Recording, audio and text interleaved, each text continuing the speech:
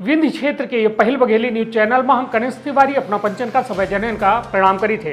मध्य प्रदेश के सियासी हलचल काफी तेज ही कल जो है मध्य प्रदेश में राज्यसभा चुनाव के वोट डाले गई हैं। जोने मां यह कहा जा लगा है कि मध्य प्रदेश के राज्यसभा चुनाव जो है काफी हंगामेदार रही और सूत्रन से प्राप्त जानकारी अनुसार कि कांग्रेस का बड़ा झटका लग सका था कल के कहे कि कांग्रेस और भाजपा दोनों जो है जद्दोजहद में और जद्दोजहद यदि देखा जाए तो भाजपा 2 सीटन में काबिज हो के दावा कह रही है और कांग्रेस कहो न कहो 2 उम्मीदवार तो जरूर उतारे हैं किंतु एक उम्मीदवार के पक्का वादा है और दूसरा उम्मीदवार कहो न कहो एक मोहरा तक सीमित रह गई।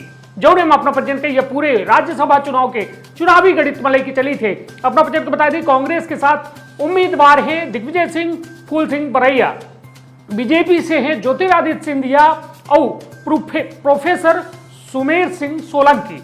ये 4 उम्मीदवार हैं, 4 उम्मीदवार और 206 विधायक। कहे कि मध्य प्रदेश में 230 विधानसभा की जो है विधानसभा है जो में 24 सीट में उपचुनाव हो जा लग है और 206 सीट के इस समय मध्य प्रदेश के विधानसभा ही जो में 206 विधायक ई 3 सीटन में मतदान करी। अब यह सबसे बड़ा दिलचस्प पहलू यह है कि भाजपा के साथ जो है 52 वोट कहे कि एक उम्मीदवार का 52 वोट चाहिए। 52 वोट ज्योतिरादित्य सिंधिया और 52 वोट सुमेर सिंह सोलंकी का दिन जाई जौने मां टोटल हो जाते 104 वोट।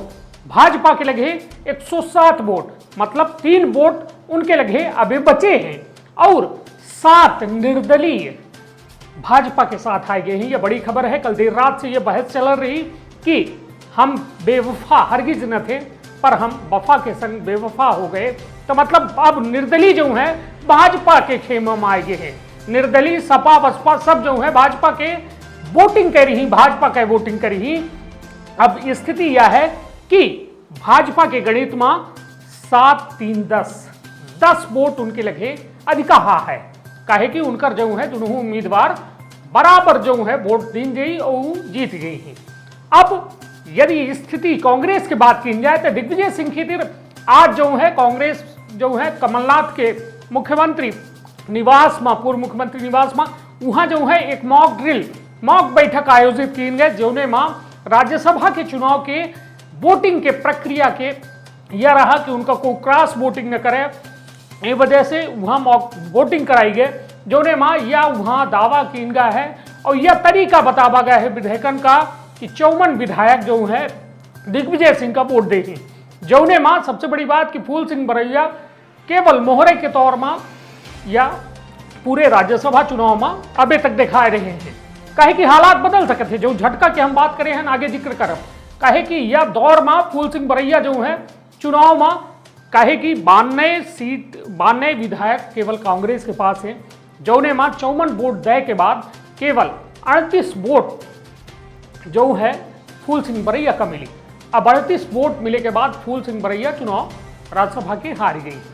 जौने कलई की यह कहा जा लगी कि कमलनाथ खुद यह मॉक ड्रिल में साफ तौर पर कहेंगे कि 54 वोट दिग्विजय सिंह का देखे क्रॉस वोटिंग के डर से यह दावा की जा लग है और यह कहा जा लग है कि फूल सिंह बरैया का जो 38 वोट मिली ही बाकी बचे कांग्रेस विधायकन के मिली। और एवं दिलचस्प वाकया यह है कि कमलनाथ खुद जो है दिग्विजय सिंह का वोट करी मतलब फूल सिंह बरैया ये थे एक ऐसा चेहरा है जो हारा हुआ कहो न कहो वजीर है। हारा हुआ वजीर अब देख दिलचस्प कोई कहे कि यह पूरे मामला में यदि देखी जाए शुरुआती दौर से तो दिग्विजय सिंह के इर्द गिर्द यह राज्यसभा चुनाव रहा है। लगातार मध्य प्रदेश के सियासी हलचल में दिग्विजय सिंह एक कहो न कहो एक महती भूमिका निभाएंगे और लगातार जो बागी विधायक हैं जो ज्योतिरादित्य सिंधिया के खेमा अलग भात हुआ लगातार आरोप प्रत्यारोप यह लगाई कि दिग्विजय सिंह के चलते हम बचे यह पार्टी से हटिल लागे। तो अब देखब दिलचस्प कोई कहे कि एक बड़ी खबर है विश्वसनीय सूत्रन से प्राप्त जानकारी अनुसार अपना पंचन को बताया दी कि भाजपा कहो न कहो फूल सिंह बरैया का जो है क्रॉस वोटिंग कराई मतलब बाकी बचे जो विधायक हैं उनसे फूल सिंह बरैया का वोट करा बजाय इसका थे। और यह हालात यहां तक हैं कि यदि कांग्रेस के अंदर क्रॉस वोटिंग है कांग्रेस में दिग्विजय सिंह के क्रॉस वोटिंग हो गए, उनका उतने वोट नहीं मिले जितने के वादा भा रहा 54 वोटन के। तब महज आंकड़ा अपना समझ ली कि 38 वोट जो है फूल सिंह बरैया के लगे हैं, 10 भाजपा उदय दी 48 हुई जी, केवल 4 वोट जो है औ चाहिए जौने से फूल सिंह बरैया राज्यसभा सांसद बन सके थे। तो मतलब एक बड़ी जो है जद्दोजहद थी और यह माना जा लगे कि यह राज्यसभा चुनाव एक मध्य प्रदेश के नया इतिहास लिखी और यह इतिहास कहो न कहो आगामी उपचुनावन में महती भूमिका निभाई।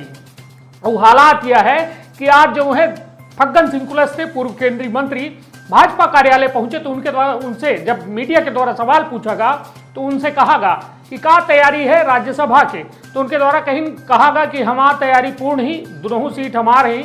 अब कांग्रेस डिसाइड करे कि हमका दलित चेहरा के साथ देख है, मतलब फूल सिंह बरैया के या फिर दिग्गी राजा के। तो मतलब यह एक कहो न कहो तंज रहा।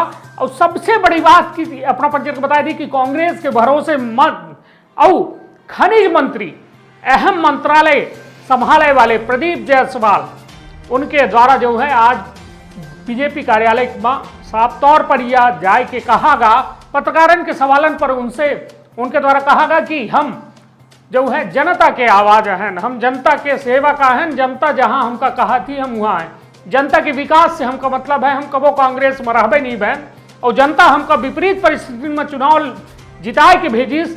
स्थिति यह है कि अब हम जो है कांग्रेस से हमका मतलब ही नहीं आए हो, हम भाजपा जहां कही वहां वोट करब। तो यह एक मध्य प्रदेश के सियासी हलचल है और यह तो स्थिति है कि मध्य प्रदेश में कल के चुनाव इतना आसान नहीं है। लोगन का लग रहा है कि भाजपा 2 सीट ज्योतिरादित्य सिंधिया सुमेर सिंह सोलंकी जीत चुकी है और कांग्रेस से दिग्विजय सिंह जीत चुके हैं, किंतु ये थोड़ा उलटफेर है। यदि वह उलटफेर विश्वस्त सूत्रन के जानकारी कंफर्म है तो हालात बदल जाही और हालात बदल ही तो दिग्गी राजा कहो न कहो जा सकते हैं, राज्यसभा से हट सकते हैं। तो ऐसे देखब दिलचस्प हुई कल के पूरा जो है कल देर शाम तक यह कंफर्म हो जी पूरी तरह से कि आखिर को राज्यसभा में चुनागा। तब सुनी अपना प्रदीप जायसवाल के बयान सुनी और साथ में फग्गन सिंह कुलस्ते पूर्व मंत्री के बयान सुनी और यह रही आज की खास खबर जो सबके दिलन के धड़कन बढ़ा दी। अपन बहुत ख्याल रखिए, अपने परिवार के बहुत ख्याल रखिए। बहुत बहुत धन्यवाद, प्रणाम।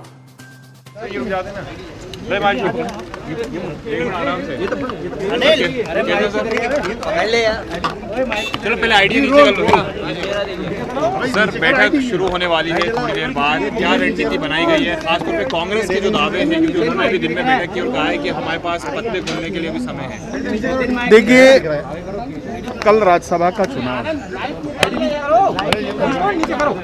अरे शांत रहो।